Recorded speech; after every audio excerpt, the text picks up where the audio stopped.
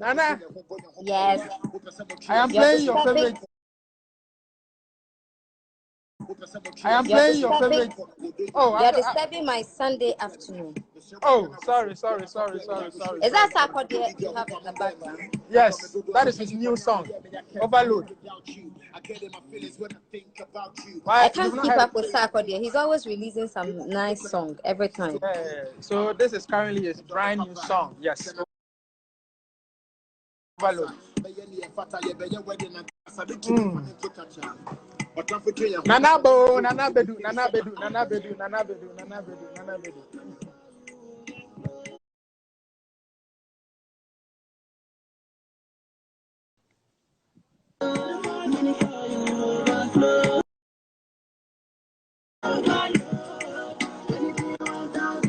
Hello, Nana. What?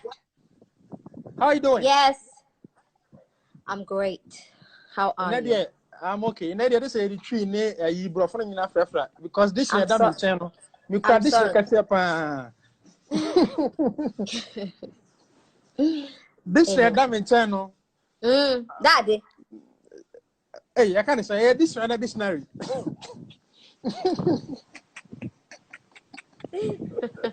I had this one a dictionary. Nana. Don't worry. Oh no. The other kind of find I had this one and a dictionary. Dictionary. Hey, yeah, I can't remember to Huh? How is your Sunday evening going? Have you taken dinner already? Well, I was having a very easy Sunday, taking a nap. Then I had an online class, and then you reminded me that we have an Instagram live coming up. So here I am. Nice. Yeah. Now, first of all, why do you miss Manchester United? Why do I miss Manchester United? It's like asking me, or it's like me asking you why you miss something very dear to you. Why do you miss your wife?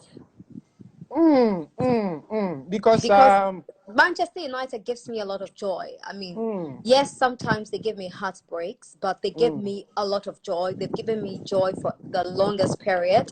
And I think what Manchester United is going through at the moment had to happen because United fans had become used to winning only.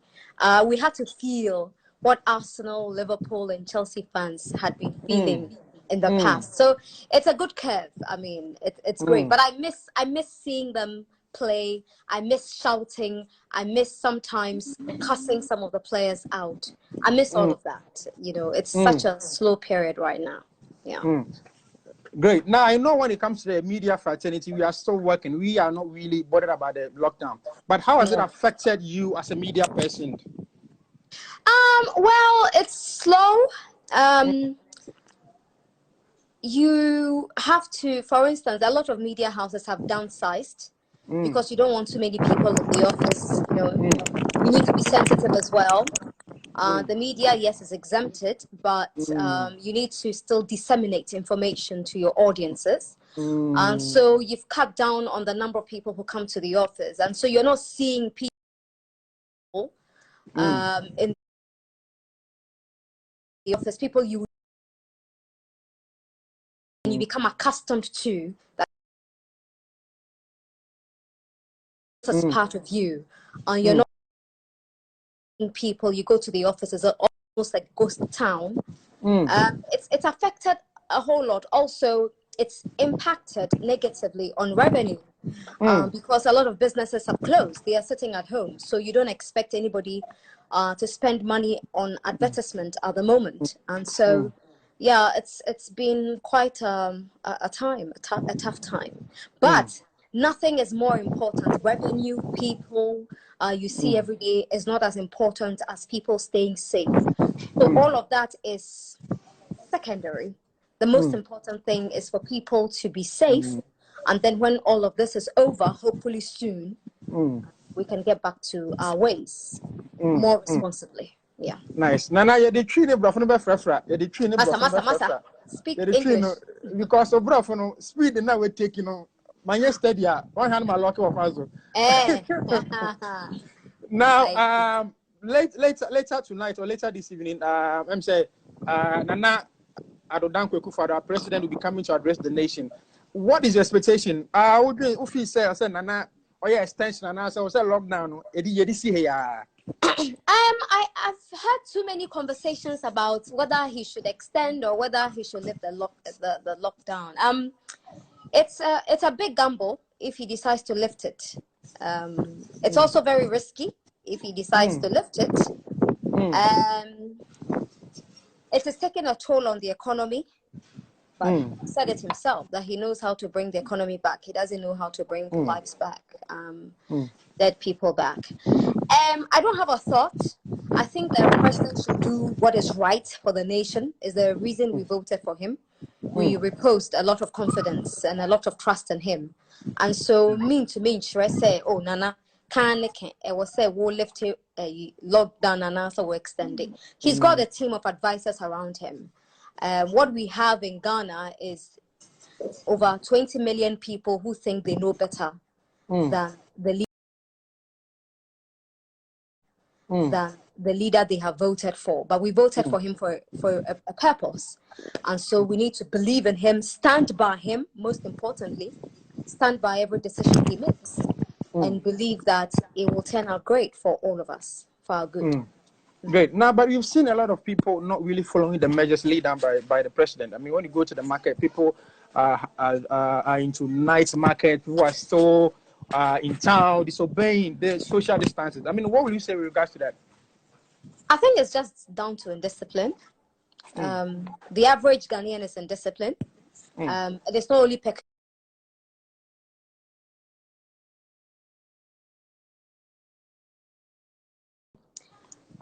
personnel on the roads, so people respected it, and I think that there were excesses. I saw comments of people not too happy, particularly with the military, because people were being caned allegedly. I never saw any of those, but when I drive around, I like to engage police personnel, military personnel, and when you hear some of the stories, they are ridiculous. The president has announced a lockdown. For instance, I spoke to a military man somewhere in East Legon, and he said that, in Medina, 2 guys had boarded to go to Tema to buy wache. When in Medina, say we Tema koto wache. Wow. And on besides Medina wache, what is Rossi and Yenede into a person Tema? I mean, that is ridiculous. Hey. Wow. Yeah, we are not in normal time, so you cannot do things luxuriously. It's not possible. Obi so say, Nana do so obi antina fi nti okokroma ko hesen krofo atena fi ampa. I mean, what do you expect anybody to say to you or do to you? It doesn't make sense. So it is down to indiscipline. I think that we should be more measured. We should be more responsible. And nobody makes a qualm about the position. But if it is given to a woman, you hear people say, hey, can she do the job? Why?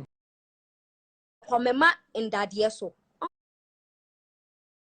Komema in that yeso. Yeah. Where your punchline?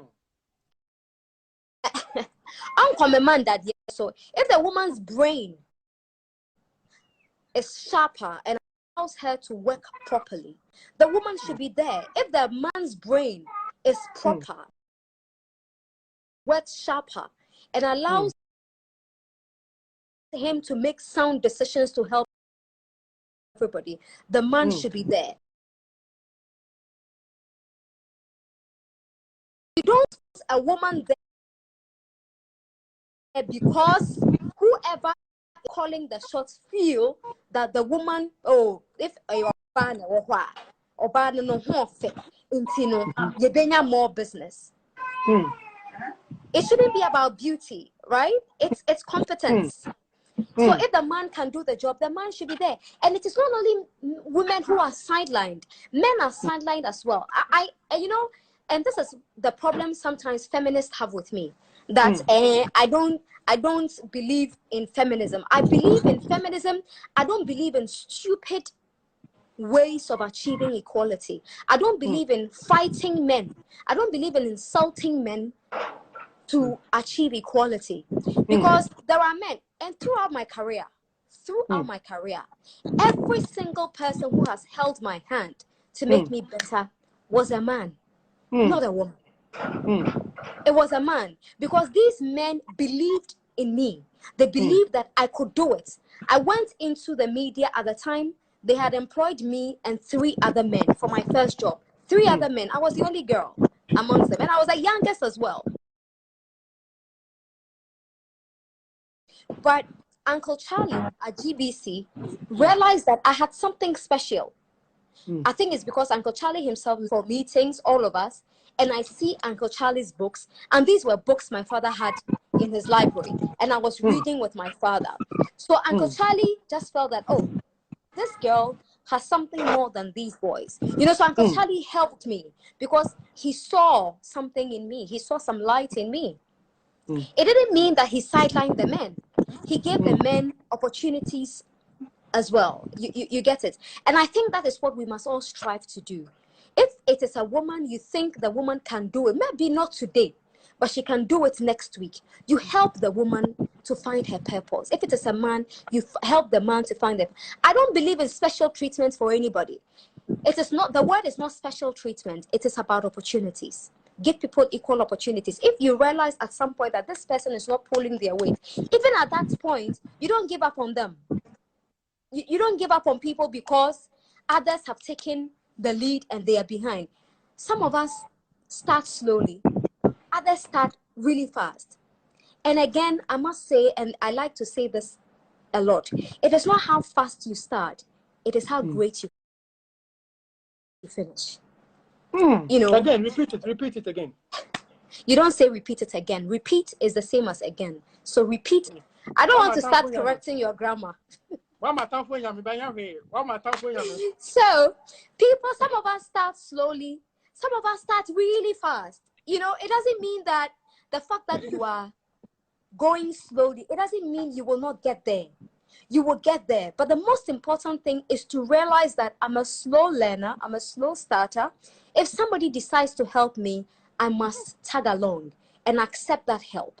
And for you helping, you shouldn't think that yours was to help the person to reach a certain point. Help them to reach their point. Don't think about somebody surpassing you in your quest to help others. It is a wrong mentality.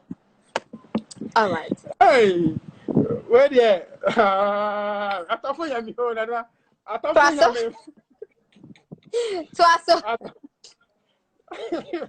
so repeat again. You can't repeat again. Or say it again. Say it again. Yeah, you can't repeat again. Hey. It's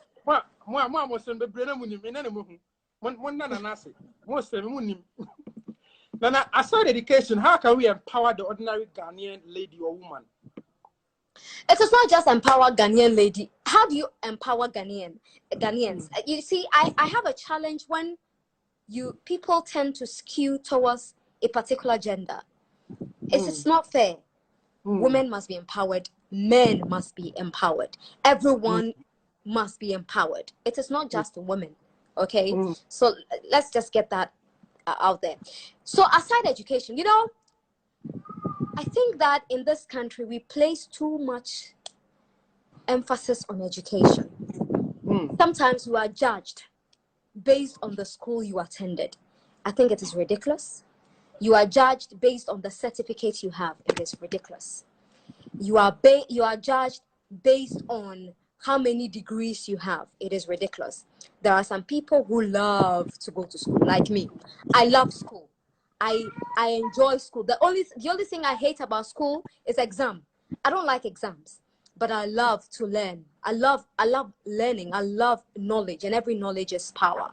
So if I like school, it doesn't mean that the next person must also love school so much. Basically, if you're able to get through your SHS, you are not, it is not written anywhere that everyone after SHS must go to University of Ghana or KNUST or University of Education in Winneba or University of Cape Coast. Throw more light on that. Throw more light on that. It is not compulsory. There are people who finished SHS and their dream is to start something on their own.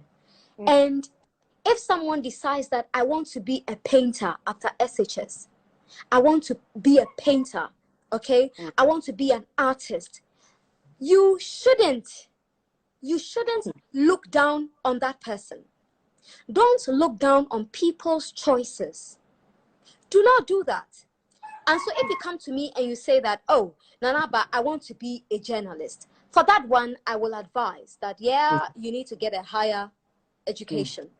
If you say that, Nana Aba, I want to be a carpenter, I would say that go to that vocational schools. You know, don't go to Legon, don't go to any of these, you know, find a vocational school that gives you tailor-made brain. You know, this is what you want to do. And of course, along the line, and this is what I advise people, that take up short courses, because you want to go into carpentry, you want to own your business. So take up a course in, for instance, accounting, management, because when you are done with your training, you require, you know, some management skill, you require some leadership skill. You need to understand basic accounting if you want to run your own business, you know. So it is not compulsory. So the emphasis there is absolutely ridiculous. And for empowerment, there are various levels of empowerment. And I think people like to focus only on education. There is social empowerment, there is education empowerment, there is political empowerment. You know, there are 5 of them. Which are the social, political, educational? The other 2, I can't quite remember. But there are 5 types of empowerment. Educational empowerment is there. If you want to run a community service, you want to go into community work, because that is where your heart is, not passion. You know, I'll come to that later. But do what you think is right for you. If it means going to the university and you think that will help you, that's fine. But don't let anyone kid you into thinking that unless or until you go to the university, you are not a proper human being. That is absolutely ridiculous. Because there are people who have gone to university, have their first degree, have their master's degree, they're still at home without jobs. There are people who just ended it at SHS 3 after their WASI, and today they are running their businesses. So the emphasis shouldn't be so much on education. And I think it also boils down to sometimes parenting, that by force, I was talking about university. And that's a discussion we had from the onset. Yeah, why? It is parent-child relationship. Yeah, it is wrong. It is wrong. You need to understand your child. Okay, you need to understand your child. If your child wants to do music, don't send your child to. They do music at University of Education, right? Yes, that's what I want. Yeah. So if your child wants.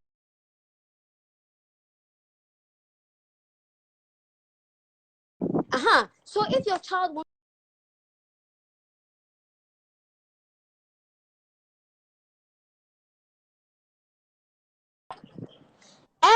Yes, it is true. There is peer pressure, but peer pressure is not always wrong. You know, because we tend to think about the negatives only when we talk about peer pressure. Okay? So for instance, if you walk into a room and all your friends are reading a book, and you also pick up a book to read, you've been pressurized. There's pressure to read as well. You don't read.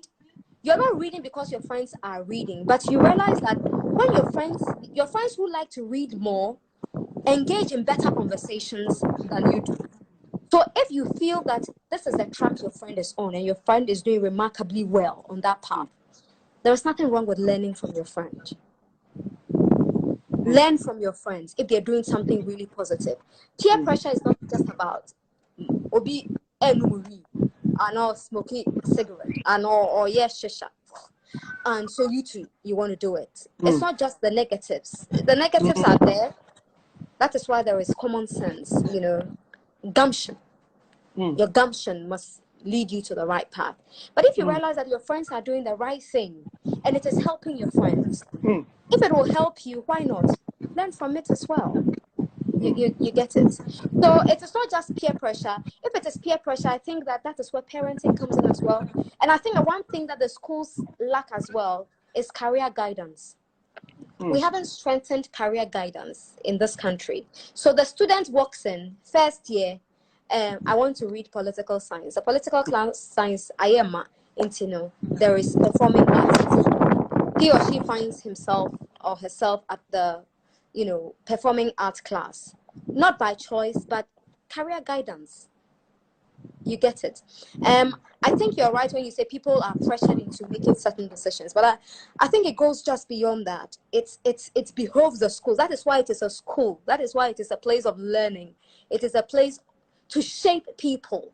You don't just give and expect them to take away. You must shape people, and the universities must start doing that if they are not already doing it. Nice. Now, Nana, do you share the same opinion when people say negativity sells? No. Negativity doesn't sell. But negativity is bound to happen. And the earlier you think that negativity doesn't sell, but negativity is bound to happen. Because as you are moving through your journey in this life, you don't have the art of providence. You don't know what is going to happen tomorrow. All we do know is that there is a man up there who watches all over us. And I know that tomorrow morning, if I wake up, I would have breakfast. I will sit in my car, I'll drive to work. I have a set routine. But God himself has a plan. So when you wake up in the morning and you are praying, you're not just praying for a good day. You're not just praying for money, but you are talking to God to be in the midst of all your decisions. You're asking God, you're telling God that, God, whatever decision I'm making today, be part of that decision. Don't let me take decisions that are against you. Decisions that you and I agree on. And I like to think, I think that Jesus is my buddy. We do have conversations, I feel I have a personal, we have a pally relationship, So negative things will happen. And even in the Bible, it doesn't say that these things won't happen. Sometimes they happen to test your faith in God, to test your strength. What I say to people when they are caught up in all of this negative stuff is that you don't allow any crisis to go to waste. If a crisis happens, you must make sure that you are making the best of the crisis. Don't allow any crisis to go to waste. If you made a mistake in this crisis, you must find a way to turn it around for your good. So that is what I say to people. It doesn't also mean that you should deliberately create negative news, because I know people who deliberately exactly create it. I know people who deliberately give false information to bloggers to post about them, just so they will be caught in a storm. But if after the storm your life is still the same, then you are incredibly foolish. You get me? You are incredibly foolish, because you don't create a storm and then complain about how strong it is. If you create it, as you lay your bed, so must you lie in it.